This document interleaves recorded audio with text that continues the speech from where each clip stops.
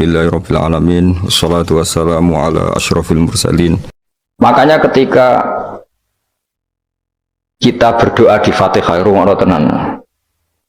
Ketika kita doa di Fatihah seperti ihdinas siratal mustaqim iku siratal ladzina an'amta 'alaihim. Mestinya normalnya kan tunjukkan kami jalan yang lurus yaitu siratoka, jalan engkau ya Allah. Itu tidak seperti itu, tapi siratal ladzina an'amta 'alaihim, jalannya mereka yang telah engkau beri nikmat. Karena manusia enggak mungkin niru Allah langsung, mergo Allah itu mboten apa? Mangan mboten. Artinya kita ini bisanya niru ya niru wong ketemu wong, hadis ketemu hadis. Sebab itu ajane wong toreko ya ono benere ketika mengatakan wong kudu di guru. Cuma tak arani ono benere kok enggak fairnya kan kadang maknani guru itu hanya mursyid. Sebetulnya ngomongnya ndak usah seperti itu ya. Semua orang harus punya sanad. Sanad di toreko disebut mursyid, ning ilmu hadis disebut rawi, ning kepesantrenan disebut napa? Kiai atau guru. Tapi problem sebagian orang itu kan asobia, torikoh, yang penting itu duwe napa? Mursyid. Anak mahasiswa penting di dosen. Karena apa? Itu tadi rungokno tenan, awas kena salah. Orang itu ndak bisa niru Allah, sing iso ditiru padha-padha manusa melane ihdinas siratal mustaqim siratal ladzina an'amta. Anut dalane wong sing telah engkau beri nikmat. Ya yang telah itu siapa? Ya sing wis mati. Iku sing mesti kena dinut sing wis mati. Tapi problem wong mati niku terserah sing nyejarahno. Padha wae iki misale anut Abdul Qadir Jilani utawa anut Imam Ghazali, rawine hop. Utawa penafsirnya goblok. Ya mau kados kula ngaji sore tak contohno, ana wong soleh alim jagungan mbek wong ayu utawa ketemu wong ayu takok-takokan ning perapatan. Terus mbok simpulno nek ngono jagungan mbek wong ayu iku. Lha kan goblok banget. Padahal iso wae wong iki faktor tonggo sehingga ngergani utawa kebetulan cawe tidak mau takok bab haid. Belum raglem kan kudu dijawab. Dan kesunatannya jawaban jeneng perapatan, nek omah rapati sunat. Tak jamin secara fikih. Semakin di depan umum semakin baik karena ketemu perempuan yang tidak mahram baik di depan umum maupun baik dhewean. Baik di depan umum. Tapi kadang-kadang wong sing iso ngaji malah ngono kok ngarep wong akeh do dhewean malah bahaya tuh bocah kok. Wong ra tau ngaji repot. Makanya kiai-kiai itu nak nyemak mbak-mbak itu rata-rata malah di depan umum. Memang bagus di depan umum kalau ketemu orang yang tidak mahram. Mergo pikirane wong ra macam-macam. Pantangannya seperti Dewi Nabi layak luwana rojulun bimraati. Tidak boleh orang persepen. Ya, jadi kan nanti tonggo ayu. Nak jagungan di depan umum. Bener macam-macam. Nak kuno gelem lah. Mestinya ora gelem jagungan baca elek. Tapi kadang orang berpikir, ojo ngarepe wong akeh mari ditiru. Lah asal di depan orang banyak itu harame rapatin nemen koyok dewi. Tapi kan tetap nak disimpulno itu boleh repot. Baleni malih ya, terus dalane Allah iku kudu niru wong, ora oleh langsung niru Allah mergo Allah iku mukhalafatul lawati niru wong. Mulane wazkur Ismaila wal Yasa. Kanjeng Nabi sing kekasih Allah kon niru Nabi Ismail, Nabi Yasa, Nabi Nabudal. Maksudnya niru wong. Kali Ismail di prestasi mengorbankan dirinya untuk abahnya. Iku ngewangi bangun apa? Ka'bah dan siap disembelih. Nabi Yasa di prestasi seperti ini, Nabi Dzulkifli punya prestasi seperti ini. Iku dawuh pangeran kena eling aku, iku eling hamba-hambaku sing soleh. Mergo eling Allah langsung tuh tidak bisa karena ada problem apa? Allah itu mukhalafatul lil hawadis. Saiki wong udah ora iso ngaji, muni langsung anut Kanjeng Nabi. Anut Kanjeng Nabi itu artinya apa? Pastikan riwayatnya benar dulu. Nabinya pasti benar, tapi riwayat yang sampai ke kita. Pertanyaannya bukan kita anti anut Nabi, memastikan riwayat itu benar atau tidak. Setelah riwayat itu benar, maknanya benar enggak? Bisa saja maknanya salah. Kayak kelompok-kelompok yang mudah mengkafirkan orang itu maknanya hadis salah. Memang Nabi ngendikan laisa minna ya tidak termasuk golonganku wong sing tau bodoni. Tapi maksudnya Nabi dalam konteks itu tidak termasuk golonganku. Bukan berarti dia sama sekali tidak termasuk umatnya Kanjeng Nabi. Karena dalam banyak hadis Nabi ngendikan syafaati li ahlil kabair min ummati, umatku sing tahu dosa lah berhak mendapat syafaatku. Andai kan orang yang pernah bodoni langsung nggak umatnya Nabi, berarti menjadi kafir. Antu dari hadis laisa minna, ora termasuk golonganku wong sing nate bodoni man ghasyana. Banyak kalau nuruti itu banyak, tidak termasuk golonganku sing bodoni, termasuk golonganku yang itu kan banyak yang dicap Nabi enggak. Riwayatnya benar tapi pemaknanya salah. Makanya ada pepatah masyhur itu kalau dalam tradisi ulama itu, laula murabbi lama arafna rabbi walau lal ulama lama arafnal am. Iya, laula murabbi umpama ora ana sing didik aku, lama arafna rabbi, kita ndak akan ngerti Tuhan ingsun. Ya, jadi misalnya kue urip ning alas, gak ono guru, gak ono apa, rom yo wit iki pahit, wit iki manis, banyu iku nyegerno kan ngono-ngono tok. Kowe roh pangeran kok ndi saja. Usah belajar filsafat sendiri. Paling rom kidang mbok bedak, roh celeng mbok bedak. Jenenge ra ono siapa-siapa. Mulane laula murabbi lama arafna rabbi. Jadi kita tahu Allah barokah para murabbi, wong sing didik.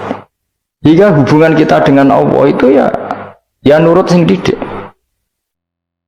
Ya jenenge laula murabbi lama arafna rabbi. Terus nomor loro walau lal ulama lama arafnal anbiya. Andai kan tidak ada ulama, kita juga gak ngerti Nabi. Kowe kok sithik-sithik sunah Rasul hadis sing nerangno sapa? Kalau kowe ngerti Nabi ku nak sujud. Iku ngene, kowe jare sapa?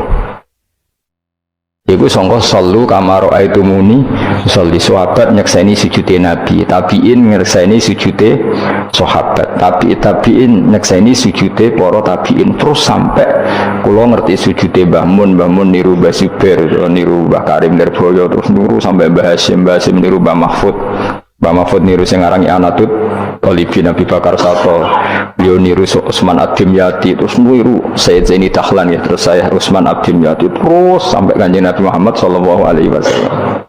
Mulane walau lal isnad laqala man sa'a ma seandainya tanpa sanad maka orang akan ngomong sekenanya.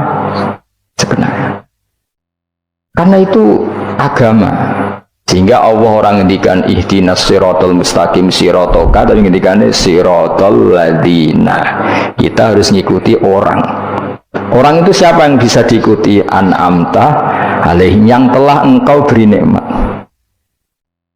Maksudnya wong itu ora ngerti ngaji ini, soalnya anut Nabi.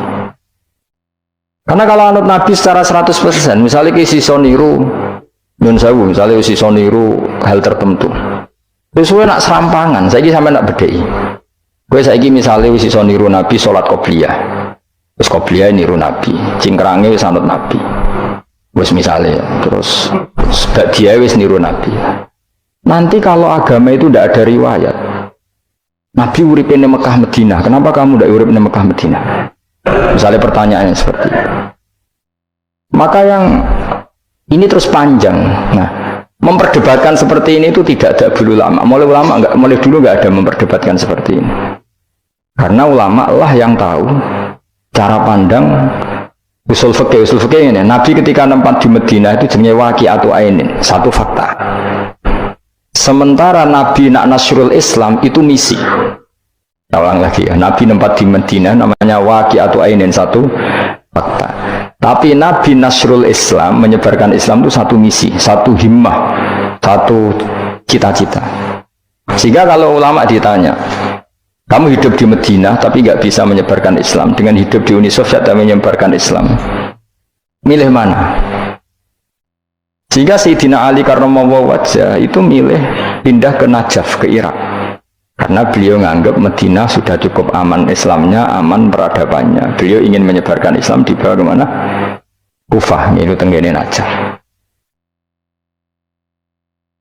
Nah, tapi nggak bisa kamu katakan, Sayyidina Ali gak niru Nabi. Nabi urip di Madinah kok dia pindah. Pindah budi? Irak. Tapi karena pertanyaannya bisa dibalik. Nak tetap ning Madinah, orang Jawa nguyai segoro tahsilul asl. Karena mendakwai sesuatu yang sudah jalan. Tapi kalau ke Irak, menyebarkan agama. Waktu galing ini, nak kue neng Papua, aku nggak masjid sebagai pendiri. Tapi nak kue neng kota, ngurmat masjid itu untuk opah, misalnya milih. Cara gue golek ridane pangeran. Nah, misalnya seperti itu. Jadi ulama usul fikih yang tahu duduk perkaranya itu. Ya sudah, kita harus mengikuti ulama. Karena dia yang tahu, beliau-beliau ini yang tahu cara pandang. Mengenai laulal ulama, lama arafnal ambiya. Dulu ketika era murni itu orang sedekah itu biasa, mesti diterima. Hadiah ya biasa mesti diterima. Tapi ketika era Umar bin Abdul Aziz, beliau jadi khalifah, dulu seperti itu namanya sedekah, sekarang suap. Semenjak itu ada aturan baru, kalau orang sedang jabat, kok dikasih hadiah orang berperkara itu nggak boleh, karena potensinya. Dulu nggak kebayang ada suap itu, karena orang kalau ngasih ya ikhlas, bahkan diterima itu sudah senengnya bukan. Nah ini gak, salam tempel sidik ngatur kiai. Mulai dolim. Jaluk aneh orang aneh, orang sekedar undang pengajian, jaluk swargo. Amit tenan. Justru itu mari ras swargo, salam tempel ngono kok. Jaluk aneh kok. Jadi saya ulang lagi ya, eling-eling makalah ulama, laula murabbi lama arafna rabbi, walau ulama lama arafnal anbiya. Karena kita butuh sanad. Kalau kamu tanpa sanad, maka bayangkan Islam itu sesuai yang kamu bayangkan tadi. Jadi misalnya bayangkan Nabi itu figur yang begini-begini. Padahal kadang Nabi itu figur yang secara ilmu sholah itu malah kadang nggak iso nalar. Sing iso nalar itu ilmu yang riwayat. Misalnya gini, Nabi itu punya sisi unik. Kalau dahar itu di depan umum, kadang sampai di luar di depan umum. Terus kalau memperlihatkan sebagai manusia itu ya diperlihatkan. Kenapa? Karena Nabi jadi Nabi itu setelah Nabi Isa. Nabi Isa karena begitu sempurna malah kecelakaan dianggap pangeran. Sehingga Nabi itu kalau dahar itu di depan umum. Terus Nabi istrinya banyak. Karena untuk mempertegas bahwa Nabi itu tidak Tuhan. Karena ciri utama Tuhan itu tidak beristri, tidak beranak, tidak makan, tidak minum. Jadi kamu ini cara bahasa modern itu Nabi justru bikin kontra dengan Tuhan supaya kelihatan tidak sebagai Tuhan. Nak loro yo bangga, nak dahar yo bangga, nak ngombe yo bangga. Justru itu bagus. Itu di ranah ilmu. Tapi nak di ranah rasa, kan seneng di panutan sing terkenalir atau mangan. Terkenalir atau ngombe kan kesannya kan luweh keren. Tapi secara ilmu itu tidak bagus karena nanti ada potensi kecelakaan dianggap Tuhan. Itu contoh-contoh kecil. Jadi itu ilmu. Loh yang tahu itu ya tak ulang lagi ulama. Justru Nabi ketika sakit, ketika dipanah ya luka, ketika diantemi wong kafir ya berdarah-darah, itu bagus. Orang nggak perlu memitoskan Nabi itu orang yang misalnya nak dipanah rata cerdas, dibacok rapopo. Iku gak Nabi pendekar jadi paham. Jadi tapi itu secara ilmu dan sahabat nggak pernah kecewa misalnya nyon sewu Nabi dipanah kok popo ya kecewa ya seneng aja. Karena mereka diajari Nabi, aku itu gak pangeran. Nah ini saya cerita. Jadi andai kan agama itu tidak berdasar sanad, tidak berdasar ilmu, maka orang akan menghayalkan agama dengan pikirannya sendiri. Itu kan seperti orang idolakan Gajah Mada, wah Gajah Mada terlalu sempurna sampai musno. Jadi kalau kuburan nih baliknya neng langit, soalnya dinti lah musno terus macam-macam. Nah bayangkan kalau agama disepertikan itu, betapa bahayanya. Makanya agama itu butuh apa? Sanad. Karena sanad ini yang menjaga konstitusi apa? Agama.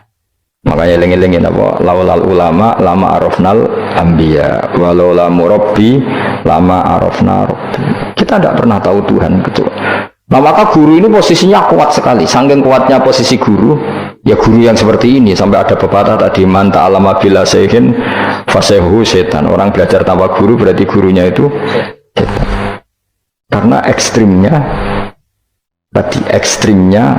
guru, ekstrim orang tanpa guru itu. Nah kemudian terus mulai ada dominasi. Orang toreko hanya nganggap itu mursyid, mahasiswa hanya nganggap itu dosen misalnya. Terus di tradisi ilmu itu guru. Sebenarnya itu tidak itu semua, yaitu bagian dari itu, tapi tidak itu semua. Yang penting itu ada sanad. Jika cara pandang itu tadi, Nabi di Medina itu waqi'atu ainin, satu fakta sosial. Meskipun dengan segala fadhailul Madinah, tetap itu satu fakta sosial. Bukannya Rasulullah terbanyak hidup di Kufah. Mulai Sayyid alim-alim di Kufah, setelah itu pindah ke Yaman. Apakah pindah ke Yaman itu berarti meninggalkan tempat gaya Rasulullah? Tidak seperti itu. Tapi ciri utama Nabi itu dakwah dan nasrul ilm. Dan yang butuh zaman itu Yaman ya ke Yaman, yang butuh itu ke Indonesia ya ke Indonesia. Nah, andai kan sunnah Rasul dimaknai secara sepihak, kudu urip ning Madinah. Berarti orang Islam sekali gak ning Madinah gak dianggap sunnah Rasul. Wah, kan terus panjang jadinya. Makanya terus ada ilmu, yaitu namanya usul fikih. Usul fikih itu yang ngatur itu semua, yang bisa menganalisis. Caranya gampang saja. Zaman Nabi Sugeng itu sudah nyuruh Sayyidina Ali ke Yaman, disuruh dakwah ke Yaman. Beberapa sahabat disuruh ke daerah-daerah terpencil. Artinya apa? Andai kan yang ditempati Nabi Madinah itu jadi sentral, harus orang di Madinah, Nabi tidak akan menyuruh orang keluar dari. Tapi nyatanya mereka disuruh keluar demi kepentingan dakwah.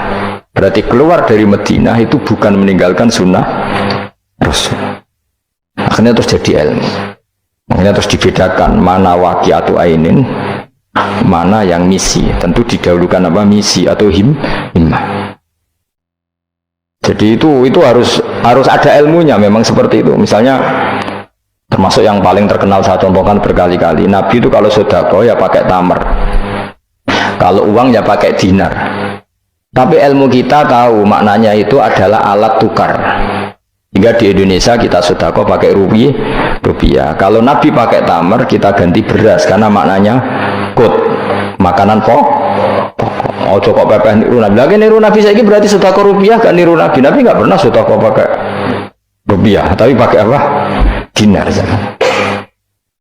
Nah itu terus ada ilmunya. Yaitu disebut ada ilmu waqi'atu ainin. Kebetulan Nabi orang Mekah, maka sedekahnya pakai dinar. Di era itu orang Mekah seringnya dahar kurma.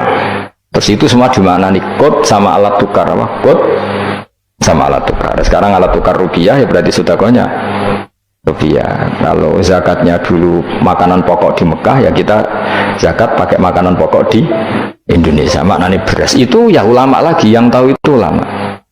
Lan eling-eling ihdinas siratal mustaqim, siratal ladzina, jalannya mereka yang telah engkau beri nikmat. Karena kalau langsung ana tawa garut Kanjeng Nabi misalnya, terus sanatnya gimana coba? Misalnya sholat madhep Ka'bah, itu ya sudah kita anut Nabi, sholat itu madhep Ka'bah. Tapi zaman Nabi teng Medina itu luas masjid Medina itu sudah lebih dari luasnya Ka'bah. Geleng-geleng. Dina ana wong fanatik Ka'bah itu, fanatik presisi Ka'bah itu rapati ngaji.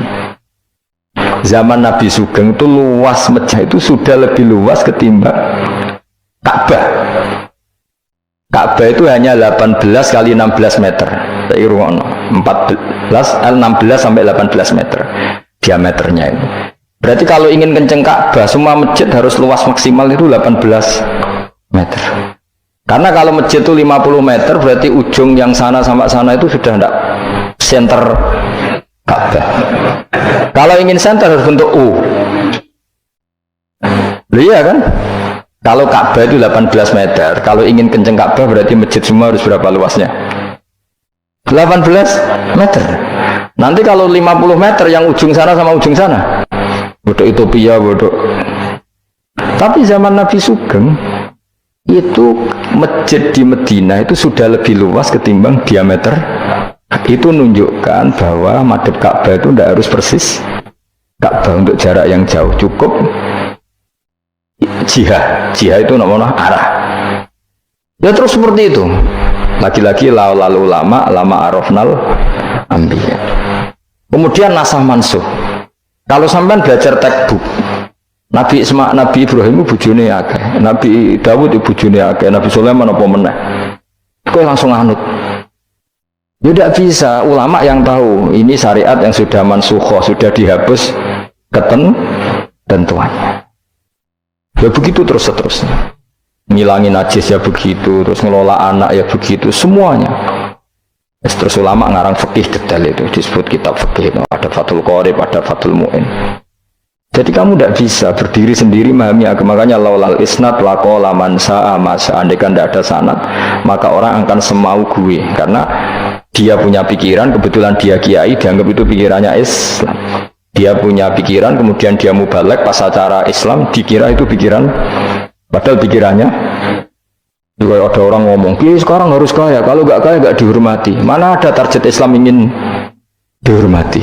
Itu satu kesalahan. Bilang harus kaya, mana ada di antara hukum fikih itu kaya itu harus. Mengharuskan sesuatu yang tidak wajib itu dosa besar. Ijabu malam wajib. Itu salahnya kebanyakan. Terus target supaya dihormati, mana ada target Islam orang ingin diridani Allah, pengen dihormati wong. Lucu meneh kan itu mesti pikirannya sendiri, tidak mungkin itu pikiran Islam. Ya dari ilang-ilang ya laulal isnad laqala man sa'a masa. Andai kan tidak ada sanad, maka orang mau ngomong apa saja ngomong. Terus dibutuhkan sanad. Termasuk yang ekstrim itu juga butuh sanad. Misalnya ini contoh paling gampang ya. Ada dua orang saling bunuh, sama-sama mukmin, sama-sama bawa pedang tarung, terus yang satu terbunuh. Zaman Nabi Sugeng itu ngendikan al-qatil wal maqtul finnar, yang bunuh dan yang dibunuh di neraka. Buktinya zaman sahabat itu iskal itu janggal. Hadza al-qatil ya Rasulullah, fama balul maqtul. Oke, kalau yang terbunuh, yang membunuh masuk neraka saya sepakat ya Rasul. Tapi kalau yang dibunuh dosanya apa? Jawab Nabi, innahu kana harison ala qatli sahibi. Yang terbunuh sebetulnya mentalnya pembunuh, cuma nasibnya. Maka yang diukur Islam itu himmah, bukan nasib. Dia terbunuh itu fakta, tapi mentalnya pembunuh, sehingga dia harus masuk neraka karena mentalnya pembunuh. Nasibnya terbunuh, tapi mentalnya pembunuh, sehingga al-qatil wal maqtul benar. Nah itu seperti itu, kalau nggak kita pakai riwayat nggak bisa, kita masih pakai logika yang qatil di neraka, yang maqtul di surga. Maka jangan-jangan kita di Indonesia bisa saja kita ini Islamnya luar biasa, karena justru di Indonesia itu kita dakwah. Makanya di guyonan kiai terkenal itu, ini kisah nyata tapi jadi guyonan, tapi nyata. Ada orang dari beberapa negara, ya nggak apa-apa, Imam Akbarnya saja nggak dapat apa-apa. Wah, mereka cerita, wah kalau di kita digaji gini, karena negara sudah peduli sama imam masjid, sama imam musola gini. Nah, setelah dia bangga sama Kiai Indonesia digosok, makanya kamu sholat terus ya, takut potong gaji. Itu kagetnya bukan main, yang ulama-ulama internasional. Karena kalau satu bulan itu gajinya pas itu cerita 70 juta, yang kelas Timur Tengah itu. Bisa kamu bayangkan berarti per sholat berapa ya? Kan satu sholat tuh 5 ya, 5 kali 30 berapa? 150. Berarti per sholat nilainya sekitar 1 juta ya, 500.000 ya. Berarti kalau nggak sholat 2 kali potong 1 juta. Kagetnya bukan main ketika digojlok ulama Indonesia. Makanya kamu sholat terus ya, takut potong. Akhirnya Indonesia khair, Indonesia bagus kan ya, mergo rausawa rausan apa? Rausan gaji. Meskipun ya mutang-mutung bolak-balik. Nah ini cerita, yaitu guyonan, tapi itu masuk akal. Jadi kita ini jangan, kadang-kadang kita ini merindukan Indonesia kayak negara-negara di sana yang imam masjid diapresiasi oleh negara, muadzin diapresiasi, itu oke. Mungkin pada sisi negaranya bagus karena ngurus orang-orang soleh. Di sisi orang solehnya yang masalah karena mengganggu ikhlas. Jadi kayak wong kiai disuwani wong ayuhin. Wong ayu ini dulu kiai jari ibadah, kiai ini sing masalah, namun dulu terus. Jadi jadi dulu wong alim kan ibadah, sing masalah sing wah repot tuh. Ya kayak tadi, negara berbuat baik sama kiai, misalnya kiai digaji gini, negaranya baik karena ngurmat kiai, tapi kiai tergantung gaji ini yang mulai masalah. Itu yang tahu ulama, lagi-lagi ulama. Makanya saya itu sama ulama itu hormatnya, Masya Allah. Saya itu dulu Mbah Mun itu tidak pati suka sama apa-apa di manajemen. Termasuk saya dulu pernah tanya, kenapa beliau kurang suka misalnya yatim piatu dititipkan di satu manajemen. Jawabnya Mbah Mun itu lucu. Aku kepengen wong anut hukumnya pangeran, misalnya yatim ya kewajibannya yang keluarga. Mungkin wak ngelatih wong lali kewajibannya, ya wak ngelatih orang lali kewajiban. Jadi misalnya Saya punya kakak meninggal, anaknya misalnya yatim, atau punya adik meninggal, anaknya yatim. Agama ini kan punya aturan, kewajiban pertama pada ibunya, pada pamannya, pada keluarga dekatnya. Tapi lalu era modern itu, tentu yang bikin yayasan yatim piatu itu bagus, karena niatnya menampung yatim piatu. Oke, itu bagus, niat yang bagus. Problemnya di keluarga yatim tadi. Dari terbiasa merasa itu punya kewajiban hormat ponaan, gara-gara ada yayasan dititipkan. Berarti corong Jawa kulino tinggal gelanggang. Tapi tetap hukumnya Allah yang wajib siapa? Pak D, Pak L-nya. Tapi ketika ada yayasan dititipkan. Makanya kadang ada kebaikan tuh bagus di yang bikin karena niatnya baik, tapi tidak bagus untuk yang kita. Karena terus nanti orang itu terbiasa meninggalkan apa? Kewajiban. Nah, itu bahaya kalau ini begini terus, itu bahaya. Bahayanya tadi, coba kalau dia di rumah keluarga, taruh saja gini, punya Pak D 3, yang peduli 1 saja, itu sudah kayak anaknya sendiri, plus ada rasa, namanya sama ponaan itu ada rasa, belum ada misanan, minduan, tetangga. Kira-kira dapat limpahan kasih sayangnya banyak mana daripada di yayasan? Banyak di keluarga. Meskipun yayasan itu ya bagus, tapi tetap tadi nggak boleh orang itu meninggalkan apa? Kewajiban. Itu cara berpikir ulama. Orang harus dilatih tanggung jawab terhadap kewajibannya sendiri. Makanya tadi ya, jadi pepatahnya itu. Tapi tetap yayasan itu baik. Tapi problemnya tadi, terus wong kulino tinggal gelanggang joro Jawa. Profesi yo gitu. Misalnya ben pinter di pondok no. Sebetulnya al-madrasatul ula itu ibu. Anak mbok pondokno sekira tanggung jawab. Sebetulnya pelajaran pertama dari anak adalah perilaku orang enak terus pondokno pasrahno kiai. Mun yai kula pasrah bongko anak kula dadekno wong saleh. Piye karepe sing di anak itu sapa? Percontohan anak itu pertama orang tua. Tapi saiki nah kiai ini apa yang gawe lembaga pendidikan ben orang bisa belajar. Wong tuane sing kuwaco. Terus ora tanggung. Makanya lucu kan akhirnya kiai itu sakit didik santri seneng akhirat mulai diwari kedunian menambah wong tuane. Dan agar mulai kambuh mondok apik neh kok mulai. Karena tadi ya saya ulang lagi ya. Jadi Allah itu layak kulu walaya namu walaya srob. Allah itu nggak tidur, nggak makan, nggak minum, sehingga nggak bisa ditiru. Yang bisa ditiru itu sesama manusia. Mulane waskur Ismaila wal yasa wadal kifal wa ihdinas siratal mustaqim siratal ladzina an'amta alaihim. Maka ketika kita nanti masuk surga, tu faulaika ma'al ladzina an'ama Allahu alaihim minan nabiyyin wasiddiqin wasyuhada'i wassalihin wa hasuna ulaika rafiqa. Jadi enggak bisa kamu soleh sendiri, itu enggak bisa. Karena kalau soleh sendiri pasti dipimpin khayal, itu tak jamin pasti dipimpin apa? Khayal. Hingga harus ada sanad. Makanya laulal isnad laqala man sa'a ma sa'a. Andai kan tidak ada sanad, maka orang mau ngomong apa saja diomongkan. Makanya kita butuh apa? Butuh sanad. Kalau terusakan ya.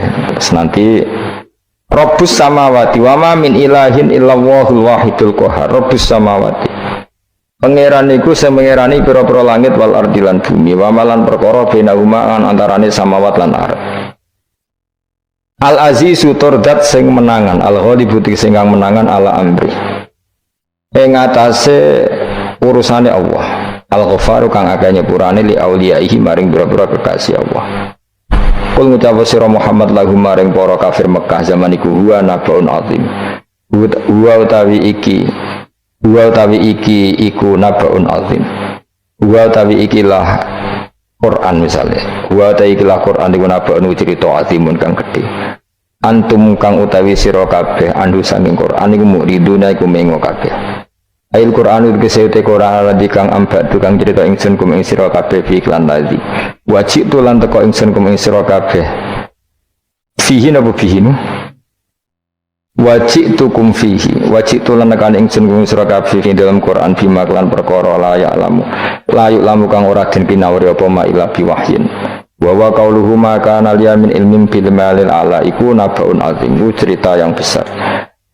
maka ora ana iku liya kedingsun min ilmin saking pengetahuan bil malaila kelawan percakapane malaikat papan atas dari malaikat ityaqtasimu nalikane berdebat sapa ngake fisani Adam ing dalam masalah Nabi Adam hina qala wa ta'ala inni ja'ilun fil ardi khalifah in huwa ora ana ta kabeh iku in iyuha ilayya maka nal yamin ilmin bil malaila ala ityaqtasimun iyuha ema yuha tegese ora den wahyu ana ilaya maring ingsun apa illa annama kecuali sak temne ingsun ani sak temne ingsun nazirun iku wong sing ngekeki peringatan mubinun kang jelas oleh ngekeki peringatan bayinul ingkar tegese banget oleh ngekeki peringatan waskuran iling sira iskolan alkane dawa sapa rabbuka pangeran sira lil malaikati maring malaikat inni khaliqum basaram mintin ini sak temne ingsun khaliqun dat sing gawe ingsun gawe basaron ing manusa mintine sange lemah wa utawi basar ku Adam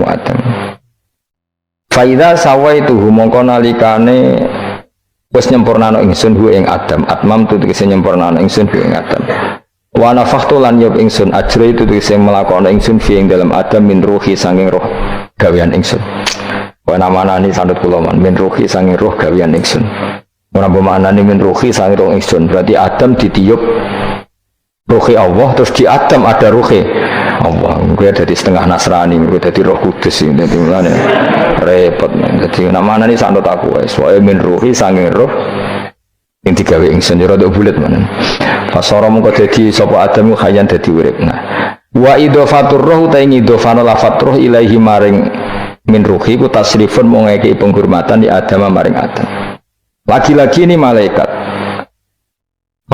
itu di apa? Malaikat itu kan yo duwe pikiran, terus iblis yo duwe pikiran. Sing podo-podo pikiran itu ya rontok bener iblis pikirane lho ya. Tapi nurute bener malaikat. Jadi umpama agama anut pikiran ya bener iblis. Berarti cara berpikir iblis itu Adam ku sangka lemah, aku sangka api. Berarti keren aku. Nah, cara pikirannya malaikat wis ora mikir bombol ndi dikongkon yo mana? Jadi agama ini sanat, agama ini seorang lagi napa? Sanat. Tak jane cara tauhid ya keberatan, aku ana istilah Baitullah ya keberatan. Baitullah maknane omahe Allah itu takok. Allah manggon wirdi ning Ka'bah. Jadi kita harus ngikuti ulama. Dikatakan Baitullah itu nama penghormatan. Sesuatu itu mulia, maka disebut Baitullah. Bukan berarti Allah nempat di situ. Maka Allah tidak butuh napa? Tempat. Jadi itu kan jelimet mang. Lagi-lagi yang tahu itu ulama. Masjid ya dikatakan Baitullah. Ya nah misalnya iki masjidnya pangeran, malah nambah mana nih lucu. Masjidnya pangeran. Jadi iki tempat sujudnya pangeran. Nah, kacau kayak. Tapi berhubung wong ra paham alhamdulillah namun iki masjidnya pangeran. Jajal mana nih bahasa Arab. Iki masjidnya pangeran, makna nih terjemah. Iki tempat kacau. Baru kayak bodoh dora roh naiku kacau. Jadi wajib. Yang melane anut ulama. Jadi darani Baitullah apa dikatakan dalamnya Allah maknanya apa idhofatut tasyrif. Napa idhofatut tasyrif maknanya omah sing mulia sampai diistilahno dalamnya Allah. Wis kudu bulet ngono koyo niki napa? Wa idhofatur roh lahu napa? Tasrifun li Adam. Jadi orang kok wa nafakhtu fihi min ruhi Nabi Adam tak kaya rohku iku ora tapi sebuti tak tiup dari roh sing roh iku urusanku tapi ora ruhi Allah mboten. Niku jenenge apa wa idhofatur roh ilaihi napa? Tasrifun mok bentuk penghormatan li Adam maring Adam. Waruhu terro iku jismun jisim latifun kang alus. Yahya kang dadi urip bi kelawan ikilah jisim. Yahya kang dadi urip bi sebab ikilah jismun sapa alin sanu manusa binufudhihi kelawan tembusir roh fi fil jismi. Maka omong kok napa jungkel sira kabeh lahu maring Adam sajidina hale sujud kabeh. Sujud tahiyatin kelan sujud penghormatan. Keyakinan Imam Suyuti niku bil inhinai mok kelawan diluk. Di Imam Suyuti ya rada unik. Jadi pikiran Imam Suyuti itu, tapi itu tidak disepakati ahli tafsir. Ketika Adam diciptakan itu, ayo sujud, hanya diluk gini. Jadi tidak sampai sujud kayak sholat itu pikiran Imam Suyuti, karena Imam Suyuti itu masih meyakini sujud yang kayak sholat itu mukhtasun lillah, hanya untuk Allah. Itu pikiran Imam Suyuti. Makanya beliau menafsirkan sujud itu hanya dilodok. Tapi nak cara Senawi Banten umumnya ulama mengatakan ya nak malaikat itu sampai sujud kayak sholat, tapi bukan niat sujud ke Adam, tapi karena itu perintah Allah. Jadi hakikatnya sujud kepada perintahnya Allah, bukan ke makhluk yang bernama Adam. Artinya gini, pentingnya ulama ngendikan gini, tidak akan pernah ada syariat makhluk disuruh sujud ke makhluk. Lagi-lagi pentingnya ulama. Jadi tidak bisa misalnya kamu berdasar cerita Nabi Adam, oh kalau gitu saya boleh sujud ke Nabi Muhammad, saya boleh sujud ke guru. Tidak bisa, selamanya tetap nggak bisa. Karena ketika malaikat sujud ke akadnya, mereka hanya sujud terhadap perintahnya Allah Subhanahu wa Ta'ala, bukan sujud ke makhluk. Karena sujud ke makhluk sampai kapanpun tidak pernah sah atau tidak pernah boleh. Jadi pilihannya dua. Nak dari Imam Suyuti sujudnya hanya apa? Diluk, kayak diluk pas apa? Kayak orang-orang Cina itu, pokoknya diluk gini. Kedua, atau memang kayak sujud pas sholat, tapi bukan niat sujud ke Adam sebagai makhluk, tapi sujud karena itu perintahnya Allah Subhanahu wa Ta'ala. Jadi hakikatnya sujud kepada Allah. Makanya kalau dalam ngaji-ngaji ulama itu, agama ini dari awal unik. Allah melarang sujud kepada batu, tapi kita sholat itu madhep Ka'bah. Kemudian juga ada batu. Makanya kita harus menanamkan bahwa semua sujud itu lillahi ta'ala. Dan soal ada arah, ya penting arah. Nggak mau arah madhep segoro kidul, repot. Jadi arah itu mau dipakai kesepakatan untuk menunjukkan kalau kita muslim, arahnya sujud itu ke Ka'bah. Tapi tetap sujud kita hanya lillahi ta'alanya karena Allah. Saya ulang lagi ya, jadi itu pentingnya ulama. Hanya ada dua versi. Satu, malaikat tidak sujud kayak sholat, tapi hanya diluk. Ini cara Imam Suyuti, sujud tahiyatin bil inhina, bil inhina. Tapi kalau banyak ulama mengatakan ya sujud betul, tapi tidak niat sujud ke Adam, tapi tunduk kepada perintahnya Allah Subhanahu wa Ta'ala. Pas saja tamu kau sujud soal malaikatu malaikat kulhum iskabene malaikat ajmauna halis kabene kabeh. Fihi ku tetap ing dalam dawuh kulhum ajmaun takkidani utawa taukid loro yaiku kulhum dan ajmaun illa iblis kecuali iblis. Wa ta iblis ku abul jinni ku abul jin karena ana sapa iblis ku benal malaikat antarane para malaikat. Istakbara sombong sapa iblis wa kana lan ana sapa iblis minal kafirina setengah sange wong sing kafir kabeh fi ilmillahi taala ing dalem ilmune Allah taala.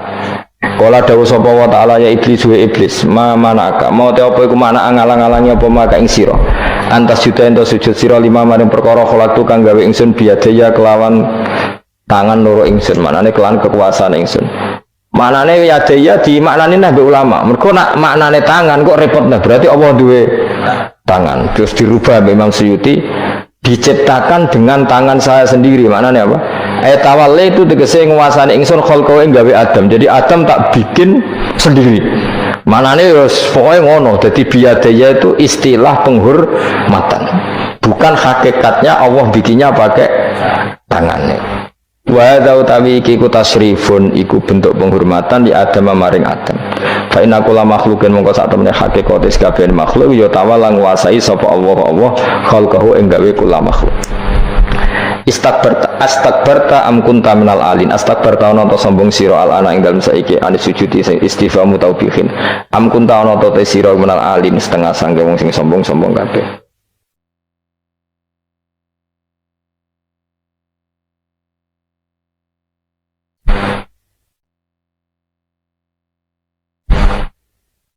Ono Imam Suyuti.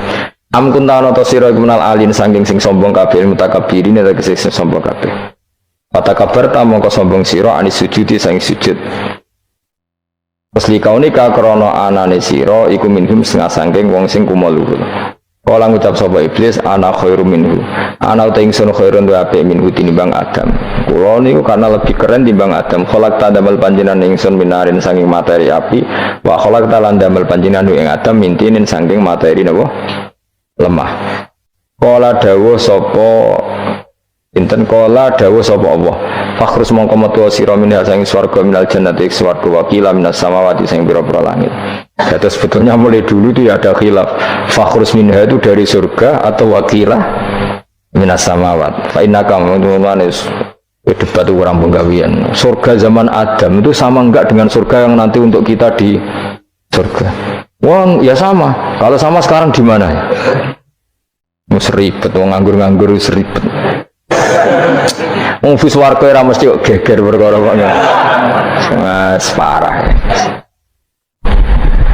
Ya si Yahudi takok anu niku takok anu kok. Yahudi kan Nabi nanti takok Yahudi Muhammad nak langit bumi ku sok ben hancur pas kiamat. Terus manusa sing mati mulai Adam sementara ditakok endi. Jadi nak takok ngono mirip so. Mirip Yahudi. Nak mirip Sugair apa? Nak mirip ngamure. Jadi agama ini selalu disoal pakai akal. Jadi agama tanpa akal ya iso berdiri, tapi kalau terlalu bawa akal itu ya repot. Ya makanya tadi itu pentingnya riwayat. Seorang lagi pentingnya apa? Riwayat. Makanya coro Imam Malik itu nggak suka sama agama di logika itu nggak suka. Karena nanti orang yang punya logika terus merasa lebih punya otoritas terhadap apa? Agama. Itu sesuai ngono agama itu angel oleh nerangno sampean agama. Sampai saya kita bedheki Nabi Adam diusir konti. Swarga. Terus swargane Nabi Adam saiki didakoni. Mergo swarga iku luase sak langit bumi. Lah nek iku saiki didakoni ndi wong. Swarga lebih luas ketimbang langit. Kan enggak mungkin sesuatu yang luas diletakkan di yang sempit. Akhirnya Mu'tazilah gak percaya anane swarga zaman Nabi Adam. Jadi swarga sing cipta Adam itu tidak sama dengan surga yang nanti arduhas samawati wal ard. Dari ahli sunnah yo sono, lan ning di Isra roh koyo ono. Ya itu kan sama-sama terus diterusno wong debat. Ya sudah guys. Nah, cara aku wis mlebu sik kok gampang nerangno nek wis bar roh. Secara teori kan gitu, ora roh kok nerangno sak usih roh. Ya sudah sampeyan bu swarga wae lagi apa? Lagi nerangno. Pas aku nerangno kowe ra ning swarga ya ora ketemu. Wis ngono anak nang cangkem elek ngono rasaku ben nerangno kowe ra ning kono ya wis akhire gak. Apa cocokan sampean? Aku tak nerangno swarga lah sing kono ben nerangno neraka. Koroe neraka. Agama iku unik. Ya karena tadi apa ya? Dari awal agama ini di kaum yakilun, tapi akal yang berlebihan itu ya mengganggu agama. Ya sudah, makanya seorang lagi itu riwayat ya, sebagian ini apa? Riwayat. Inna hadzal ilma dinun fangzuru amman ta'khuduna dinakum. Agama ini ilmu, kemudian kamu harus dari sanad yang benar, ya. Dari sanad yang apa? Dari sanad yang benar. Ya sudah seperti itu. Mana itu kalau setuju model kayak sholat sunat safar tidak harus madhep kiblat terus. Jadi agama ini sudah unik. Misalnya gini ya, sholat fardu kan wajib kiblat, tapi ada sholat yang nggak usah madhep kiblat, yaitu sunat safar. Misalnya orang di pesawat gini-gini. Karena guling-gulingan, nah, hakikatnya kiblat itu tidak fokus kita namun Allah Subhanahu wa Ta'ala. Jadi memang agama, tapi lagi-lagi itu butuh riwayat. Seorang lagi butuh riwayat. Kalau nggak pakai riwayat terus kayak Abu Nawas kabeh. Karena tadi Amerika, saya ulang lagi Amerika, itu kalau dibor pas New York itu kena Ka'bah. Lah logikanya kalau arahnya pas itu kan bebas arah. Berarti orang Amerika oleh sholat bebas. Tidak bisa seperti itu ya, tetap anut konsensus ulama sana atau tradisi sana, kiblat itu ngambil arah mana? Karena dia pas. Ya bumi yang ada arah itu secara akal kan hanya rubuk 1/4. Makanya kalau kamu belajar falak itu ada rubuk. Lainnya itu sudah tidak ada arah. Misalnya bumi bulat bola, yang sama atas dikatakan sama-sama di atas. Ya kadarnya hanya 1/4. Lainnya itu sudah dikatakan samping. Makanya seperti Denmark itu ada daerah yang siang itu sampai 3 bulan, entah berapa siklus sekian puluh tahun. Ada yang lebih lama siangnya. Sampai 18 jam kalau di Eropa kadang puasa itu sampai 18 jam. Ada yang selalu nggak kena matahari kayak kutub utara, kutub selatan. Nah makanya kalau misalnya sholat itu ngikuti apa? Kalau ngikuti matahari orang kutub sholatnya hanya maghrib, isya, subuh. Gak wajib poso atau ono rino misalnya. Ya tidak bisa seperti itu. Jadi kalau nuruti logika kan terus berdebat terus. Tapi kalau nuruti rasa sebagai hamba, orang kutub butuh sujud sama Allah, orang kutub butuh loyal sama Allah dengan memperlakukan puasa. Ya sudah, akhirnya kita harus puasa. Nah, lalu kalau ukurannya matahari, mereka tidak punya matahari. Memangnya puasa itu penyebabnya wujudnya matahari apa penyebabnya loyalitas sama Allah Subhanahu wa taala? Loyalitas. Kalau penyebabnya matahari ya berarti kalau nggak ada matahari nggak usah apa? Nggak usah seperti itu cara berpikir. Makanya ngikuti ulama. Karena ulama yang tahu tradisinya Allah dan Rasul. Ya seorang lagi ulama yang tahu tradisinya Allah dan meskipun ya kadang saya enak ide ulama, ya kadang ya mau kalau bolak-balik ngomong gak diterang nombek cangkem elek ora paham-paham. Pokoknya masyhur itu ada kiai di debat sama orang untuk PKI. Pak Kiai, kalau setan dari api masuk api kan biasa. Terus susahnya apa? Wong materinya dari api. Terus kiai ku mek lemah, swawarna raine. Loro dong, nggih sakit. Kalau jare wong kok lemah, kena lemah kok loro. Karena serak kena diterang no. Manusia materinya kan dari tanah, berarti kena dipendem urip-uripan. Piye aja? Ya loro ya, ya jare kok lemah kok dipendem ning lemah kok. Karena dijelaskan pakai lisan yang baik gak paham-paham. Sebenarnya kita ini ingin selalu baik, tapi ada orang-orang diterangkan cara baik-baik itu. Kayak misalnya ono wong kondo, Gus kula nu bojo kula cerewet ngene-ngene, apike kula pegat. Dicereweti bojo mbek diarani duda lara ndi? Lara diarani duda isen. Kowe payu rabi dicereweti, ambek ra payu rabi jomblo, sakit mana? Sakit distatuskan jomblo. Malah kena dicereweti sabar prestasi baru. Mesti wong diwolak-walik. Lan jarbe sekolah tas malah ulah seneng mbek Imam Syafi'i. Kowe dirasani wong ning ngarepmu, diomongi ambek dirasani seneng ndi? Seneng dirasani cara kowe. Cara Imam Syafi'i bukti ki wibawa, buktine ngomong ning ngarepmu rawani. Jadi Imam Syafi'i itu rileks urip. Ya Aba Abdillah, orang yang tadi muji-muji jenengan itu kalau di luar maki-maki jenengan. Ya Alhamdulillah. Kok bisa, itu kan bukan pengkhianatan. Berarti saya wibawa, di depan saya nggak berani gitu. Wong itu suami Imam Syafi'i, ya cium tangan, ya hormat. Tapi setelah di luar menghujat. Singkat cerita dilaporkan ke Imam Syafi'i. Orang yang tadi nyium tangan jenengan itu di luar ngerasani jenengan. Jadi Imam Syafi'i, Alhamdulillah berarti aku wibawa, mendengar kurawani. Ya dianggap enteng saja. Terus ada orang misoi Ja'far Shadiq. Sayyid Ja'far Shadiq itu Sayyid putune Nabi, orangnya soleh alim, gurunya Abu Hanifah. Di antaranya gurunya Abu Hanifah itu Sayyid Ja'far Shadiq. Itu kalau dihujat orang dia ngomongin ini, dimaki-maki, sampai ke rumah. Pas mau masuk rumah, kamu masih ingin maki-maki saya? Iya. Tak tunggu sampai selesai. Setelah selesai sudah sampun, sudah. Masih emosi orang, sudah. Kamu misoi saya berdasar apa yang kamu ketahui. Yang tidak kamu ketahui lebih banyak, maka saya tunggu. Izin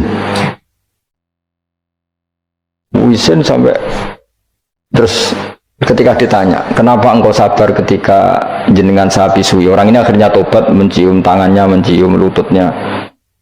Jawab saya Ja'far Shadiq ini. Aturahu tu'sokurhan, aturahu yu'sokurhan. Orang nggak paham kalimat itu, tapi tak terangkan. Ben dadi wali. Kowe roh pangeran, ya tahu. Sing durakani pangeran tuh banyak enggak? Yang maksiati pangeran tuh banyak enggak? Ya banyak. Yang pangeran sing di langit bumi wae dimaksiati, apa meneh di rumah aku. Akhirnya terus, jadi orang-orang soleh itu cara berpikir itu di luar kapasitas kamu. Apa ya? Mereka itu hanya Allah, tahunya itu hanya Allah. Aku kan enggak egois, harga diri. Mana ada agama berdasar harga diri itu. Kalau dalam bahasa Arab disebut hamiyat al-jahiliyah, itu gengsi apa? Jahiliyah. Makanya ketika saya berkali-kali cerita itu, ada seorang ulama dipanggil tetangganya, nom. Setelah sampai situ, sudah kembali, saya tidak butuh kamu. Setelah sampai rumah dipanggil lagi, sudah kembali lagi sampai 3 kali. Ulamanya tetap ceria, tetap nyaman. Ketika ditanya, kenapa engkau tetap nyaman? Wahai pemuda, kamu itu tetangga saya. Kata Allah dan Rasul, Nak kowe iman mbek Allah Rasul kon ngapiki tangga. Lah kon ngundang aku ya teko. Ya seneng wong nuruti perintahnya. Ketika kamu nyuruh saya kembali, ya saya kembali. Memang itu keinginan kamu. Kowe tanggaku, aku kon nurut mbek tangga. Aku ora urusane mbek kowe. Aku mau nyaman mbek perintahnya. Oh, nangis pemuda tadi itu tobat. Kalau kamu kan warga diri orang kok dipimpong. Nah, ini gak bakat wali blas. Jadi orang dulu itu nyaman. Karena pikirannya namun Allah Subhanahu wa ta'ala. Umar bin Abdul Aziz itu termasuk khalifah paling soleh setelah periode sahabat. Itu mau kapundut itu sewantai semua. Ketika keluarganya menangis, kenapa kamu menangisi saya? Ya karena engkau mau mati. Memangnya kalau mati mau kemana aja? Ila khairi mazhubin ilah kedzat terbaik. Terus aku mbok kon urip awar kowe gak jelas iso ngrumat aku ta ora. Anak Allah malah jelas. Saiki apik ndi urip mbek wong ora jelas sampai sing jelas. Ya wis kapundhut. Kowe kan gak mati ku wedi. Dosane akeh. Lah mengko nek urip terus ra dosa apa temen. Gaya tok sih. Dosa kula cek kathah Gus kok mati terus. Ya malah apik mati ora dosa meneh. Biasa wae nek apik mati biasa karena potensinya kamu urip suwi ku dosane apa taat meneh. Ya jawab. Potensi nih.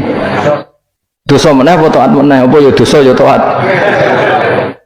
Terus pas mati pas taat pas dosa. Ya ora usah ngono biasa ya. Ape mati ae matur pangeran Gusti nak saene mati nggih.